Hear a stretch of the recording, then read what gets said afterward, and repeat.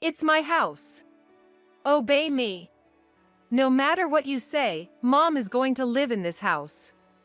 As soon as I strongly opposed the idea of my mother-in-law living in our home, my husband, Jack, burst into anger like a raging fire and said that. I frowned and replied, but this house was handed down to me by my parents. Why is Jack boasting that it's his house when it's mine? However, I tried to have a decent conversation, but if Jack kept taking an authoritative attitude, thinking he could make me obey him, he raised his voice and said, "I'm the one paying the rent. So this house is mine. It's not yours." I was at a loss for words. "I'm not even having you pay for it." As I couldn't say anything, Jack thought he had one, snorted, and plopped down on the living room sofa. I let out a big sigh. My name is Amy. I currently live with my daughter, Sarah, who is going to be an 8th grader, and my husband, Jack. We live in a 2-story house, and Jack and I started living in this house about 3 years after we got married. Originally, my parents lived in this house, but they decided to give up the house and move to the countryside, saying they had something they wanted to do there. At that time, my parents decided to rent this house to us, Jack and I, who were married and had Sarah in my belly. I suppose my parents were concerned about their income even though they had moved to the countryside. Well, it was cheaper than living in an apartment or buying a new house, so Jack and I were happy to pay the rent. I work as a magazine editor and make a decent amount of money. Originally, I was an editor for a fashion magazine, but now I've been entrusted with being the editor-in-chief of other magazines. I've always enjoyed thinking about the writing and design in magazines, so this job is like a calling for me. By the way, I met my husband, Jack, through work, during a meeting. He was a photographer.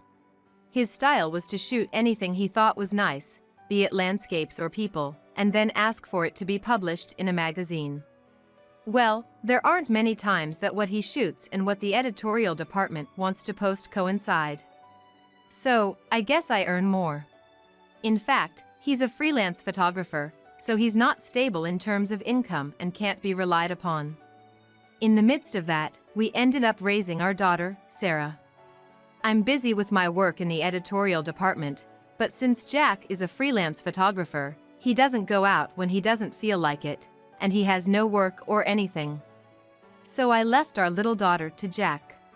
I have a stable income, so I thought it was only natural to divide the roles like this, but there was someone who outright rejected our role division. That was Jack's mother. For me, she's my mother-in-law. My mother-in-law didn't necessarily believe in male superiority over women, but she had a personality that couldn't tolerate her own son taking care of the child or doing household chores. So when she found out that I was working outside and that Jack was taking care of the child and doing housework at home, she became furious.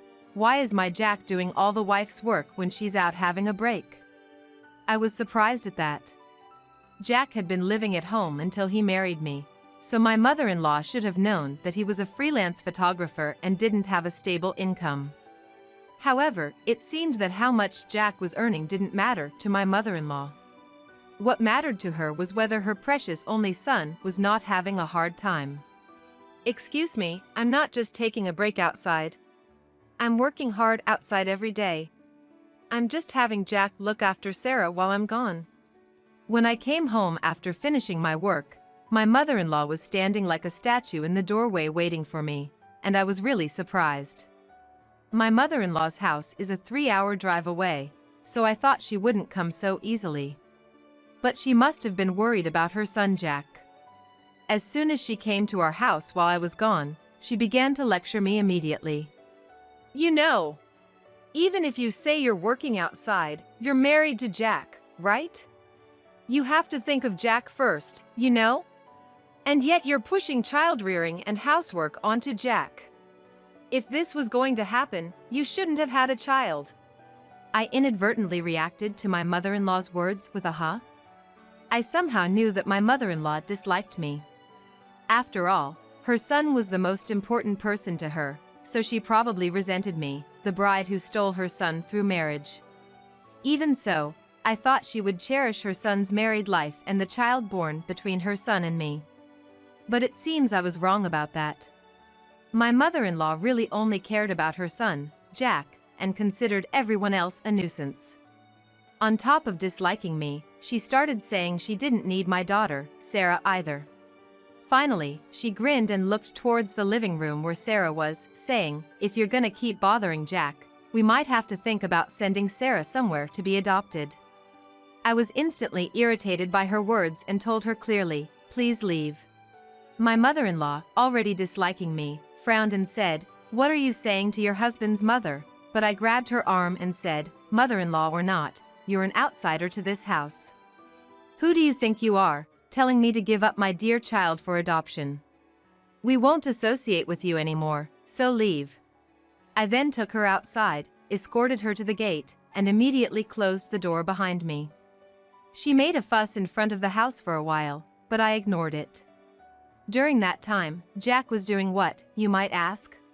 Well, since his mother came over, he left everything to her, including taking care of Sarah and the house chores, and he himself was sound asleep in bed. Well, it seems his mother must have thought, why do I have to do the wife's work? She didn't do any housework and completely neglected Sarah's care. I rushed to Sarah and made dinner for her. While Jack was still asleep, I called my father-in-law. Unlike my mother-in-law, who valued only her son and didn't listen to anyone else's opinions, my father-in-law was a reasonable person. When I told him everything about how my mother-in-law had barged into our house, lectured me absurdly, and even said to put Sarah up for adoption, he was as angry as I was and came to pick her up right away. "You don't have to deal with the relatives much anymore. I'll make sure my wife stays away from this house too," said my father-in-law, grabbing his wife by the scruff of her neck, who was screaming, "Why do I have to be yelled at? This woman married Jack, didn't she? Then she should serve Jack and listen to what I say too, and put her in the car. Enough already. Do you want to make your own son good for nothing? Our grandchild was just born, and now everything is ruined because of you." My father-in-law was angry. Of course, my father-in-law wants to love his grandchild. Nevertheless, my father-in-law saying minimal interaction with relatives is fine was probably to protect me and Sarah. I can only thank my father-in-law. Then, we stopped seeing my in-laws so often, no big incidents happened, and when Sarah was in 8th grade, something happened. Shockingly, my father-in-law had passed away. He had been complaining about feeling unwell for several days, so he was on his way to the hospital when he lost consciousness. He was rushed to the hospital, but it seems luck was not on his side. Suddenly, my father-in-law's death saddened me. Of course, Jack, who lost his real father, was also sad. And even though she hadn't been interacting with the relatives, Sarah, who had continued to correspond with her grandfather in 8th grade, was very upset. Since they were pen pals, Sarah might have been sadder than me. After all, I couldn't help but think, who's going to stop my mother-in-law now? While it's sad that my father-in-law passed away, the fact that there is now no one to stop that reckless and hateful mother-in-law who dislikes both me and Sarah is very frightening. In the future, my mother-in-law might storm into our house. After all, until now, even if she tried to come to our house, my father-in-law had been strictly managing the money so she wouldn't have the travel expenses, and had even made her give up her driver's license. But now, my father-in-law's inheritance is hers, and no one around to tell her how to use that inheritance. It seemed as though my fears had come true when my mother-in-law approached us as the funeral ended and relatives gathered, declaring, "I'm going to move into your house soon." Certainly, since my father-in-law has passed away, my mother-in-law will be living alone in her house. However, even so, I absolutely cannot agree to live with my mother-in-law, who sees me and Sarah as nuisances. Especially considering that Sarah is in a sensitive period of adolescence, being in 8th grade. "I'm sorry, but living together is impossible," I firmly refused, and my mother-in-law glared at me as if she were going to spit at me. Then, she put her hand on Jack's arm and said in a frail, elderly voice, "Jack, you really married a cold-hearted wife, didn't you? I want to talk to you alone." She then separated Jack from us. Next to me, Sarah let out a big sigh and said, "Grandma is really a troublesome person. Grandpa used to say that in his letters. If it's good for her, she doesn't care about those around her. That's why there's been trouble for a long time." Saying that, Sarah just shrugged her shoulders. In the past, Sarah used to be attached to Jack, who took care of her, but recently she seems to have realized that it's me who is earning money and supporting the household. She has come to favor me over her father. Well, Jack still sees Sarah as a little girl, so I guess it makes sense that they don't see eye to eye, since Sarah wants to grow up quickly. "Hey, Sarah. Mom really thinks it's impossible to live with your grandma. But what if Dad and Grandma ignore what I say and try to live together in the house?" I said, hesitating to tell her the whole story. Because what I'm about to say is a heavy topic for a middle schooler like Sarah. Considering Sarah's feelings, I also felt that making such a decision might be wrong. However, Sarah seemed more mature than I thought, and she said, "If you're going to divorce Dad, I'm definitely going with you, Mom." It seems that Sarah immediately caught on to what I was trying to say about possibly divorcing her father. Moreover, I was truly happy that Sarah said she would side with me. But having a daughter in middle school, I thought it might be better to keep the family together until Sarah graduates from college. But it seemed that Sarah had also noticed my hesitation. "You know, Mom, I think it's okay for you to leave if you can't bear it. And I can't stand Grandma either, so if staying with Dad means having Grandma around, I think divorce is the only option," Sarah said firmly, indicating her willingness to leave her father. I think the last time Sarah and my mother-in-law met was when Sarah was very small, so maybe she remembers the unpleasant attitude my mother-in-law showed her at that time. I found out for the first time that Sarah disliked my mother-in-law so much. While surprised, I thought to myself, that's right. Living with such a person would be worse for Sarah than divorcing. But Jack, who had been talking to my mother-in-law alone, seemed to have a completely different idea, and as soon as we got home from the funeral, Jack said to me, "I'm going to live with Mom." But my opinion hasn't changed since the old days. I absolutely refuse. Living with your mother, even if the world turns upside down, is unthinkable.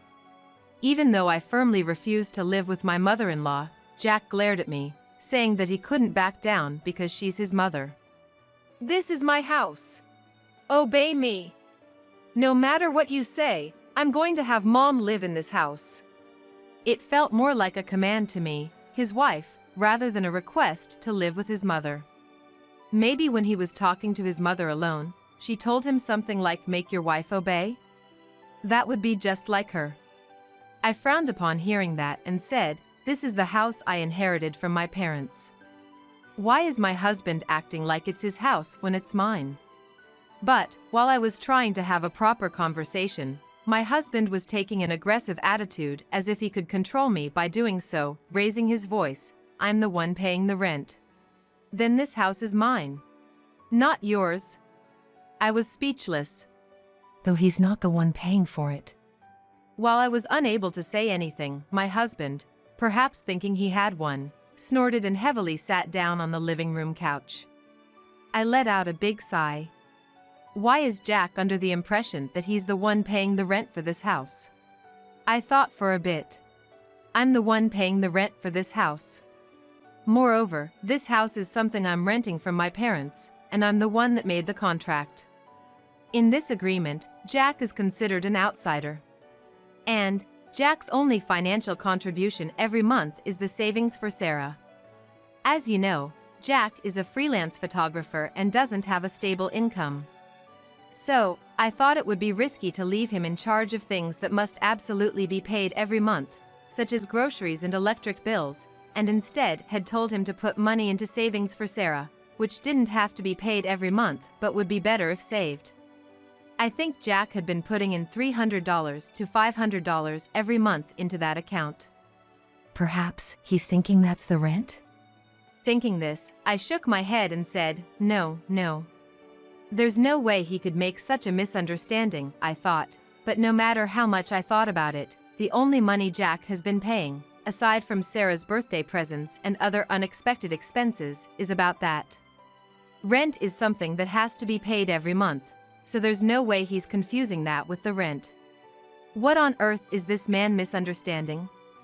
I thought, and immediately talked to Sarah. Sarah, who had apparently been listening to Jack and me in the hallway outside the living room, shrugged her shoulders and said, "It's hopeless now. I heard from Grandpa, but Dad's been spoiled rotten by Grandma, thinking everyone around him will do as he says. My father-in-law used to say something to the effect of, 'Do you intend to make my son a good-for-nothing?' when he came to our house to pick up my mother-in-law, and I finally understood what he meant. The more my mother-in-law spoiled Jack, the more Jack would become a good-for-nothing. And, as a result, this had affected us in the worst way. Divorce has been decided between Sarah and me, but that aside, my mother-in-law is going to barge into our house. In that case, other measures will be necessary. I found out the day my mother-in-law was coming from Jack and told my parents. It's only natural. The owners of this house are my parents, and currently, they are renting it out to our family, so if my mother-in-law arbitrarily says, 'I'm going to live here,' we'll have to call the owners of the house." An hour before my mother-in-law was due to arrive, my parents arrived at the house, and Jack was in a panic, saying, "WHY are Amy's parents coming to the house?" Even though he's under the mistaken impression that he's paying the rent, he must understand that this house belongs to my parents and that I'm just borrowing it now, so that's probably why he's panicking. I've properly told my parents about what's happened, so my parents have been giving Jack stern looks from the beginning, saying, "Jack, you are Amy's husband and Sarah's father. Yet, even though they both are strongly against it, you seem to be forcibly trying to have your mother live with you. And that mother is coming here today," my father said to a trembling Jack, who answered, "But, Dad passed away." My father continued, "So what? Just because she's alone? There are other ways if she's lonely, but you are neglecting the family you should protect and calling your mother to this house. Then we have no choice but to evict you from this house." "What? Why? This house was handed over to my daughter, not you. My daughter seems to be going to divorce you, and we won't let you and your mother live here." Jack looked at me in surprise, but quickly snorted. "I'm the one paying the rent, how can you allow this?" But reality was different. My father sighed and said, "I have been receiving the rent from my daughter every month. I've never received it from you," and Jack's eyes widened. When I said to Jack, "Could it be that you thought you were transferring money to my dad's account, when you were actually putting it into the account for Sarah?" Jack began to hold his head on the spot, recalling his actions at the time of the transfer. It finally dawned on him that the account he'd been putting money into was not his father-in-law's, but the one he'd made for his daughter. Both my parents and I were dumbfounded by his series of actions. After a while, his mother-in-law came to our house. She arrived in high spirits, but upon seeing my parents standing like sentinels at the front door, waiting for her, she suddenly became nervous. When my parents spoke about Jack's and my divorce, the mother-in-law joyfully said, "Finally, Jack's free from that horrible wife," but when they explained that Jack would be kicked out right away because the house was not his, she turned pale and exclaimed, "What? I sold my house. I thought we could live here." Though she said this, my father and mother adamantly refused to let her in, and eventually, she broke down crying and ran away somewhere. Jack also ran after his mother like that. While they were gone, we called a locksmith to change the locks. Now neither Jack's mother nor Jack will be able to enter the house without our knowledge. I immediately had a lawyer proceed with the divorce, and I became a single mother. Sarah also said about our divorce, "It was a bold decision, but I think it was good. Dad hasn't been taking photos at all lately, and he was becoming a bum. Plus, if Grandma was added, I think my college fund would have been used." After the divorce, it seems Jack and his mother-in-law have started living in a cheap, run-down apartment. The mother-in-law, realizing that they can't live on Jack's earnings, is now working diligently at a part-time job, but someday, that life will probably collapse.